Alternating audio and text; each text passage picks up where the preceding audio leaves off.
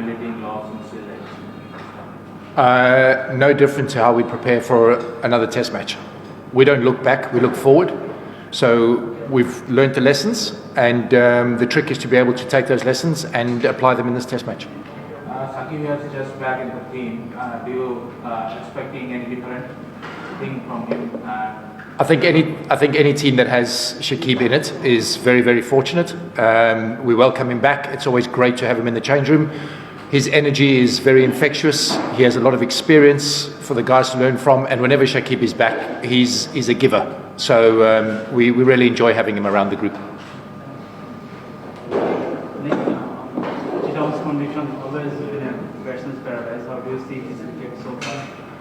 Look, I mean, talking to the guys, they have mentioned, talking to the ground staff, he's anticipating a good cricket wicket. So, until both teams bat on it, we won't know what the wicket's like. But at the end of the day, we're not looking at outcomes. We're looking at winning small battles along the way and just improving on the last game. So whatever the conditions are, we have to adapt and be flexible to them. In terms of batting failure in the last test, how do you guys address that? Both the innings to see that proper batsman. Yeah, I mean, and I think what we're missing the point here in that we've got a very young and inexperienced group. There was a very elite group before this, and now we have to build. So, the only thing that we request is that people are patient. These are very, very good young players, but they are young. They're playing against an experienced team, and it will take time to learn lessons. We wouldn't expect any different from our children when we put them into new environments. We don't expect our kids to suddenly be experts. That's why they go to school. So they're a fantastic group, and let's judge them in 2 years' time rather than now. Could you please give some information on how is the dressing room right now and how thirsty the boys are to bounce back in this test? I think, from a hunger point of view, they want to do really well in this test. They always really want to do well. They're a fantastic group. They get on very, very well. And you can just see by smiles on their faces. I think the important thing for us as a management group is to manage the mood of the group. And as long as we are level, then we will learn. But we certainly aren't an emotional group, and it's not an emotional change room. So, the change room is very, very healthy. You had a long chat with Shakib Al Hasan in the middle. How he looks fit rather than in the World Cup? Is he in good shape right now? Yeah, I told him it looks like he's lost weight. So he's been training, he's had a good BPL, he's had a good start to Dhaka Premier League.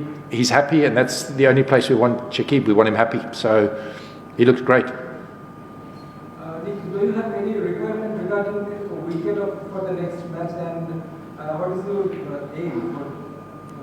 What do you want from the next match? So from the next match, what we want is to win. I think that's what everyone goes into a game.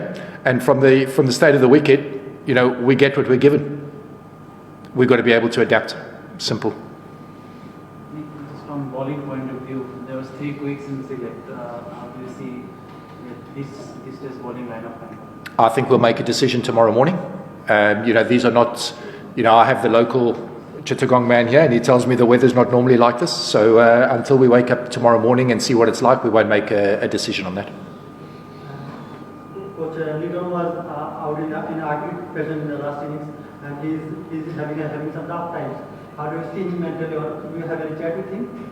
Yeah, I mean, we've had conversations, and Litton's in a good space.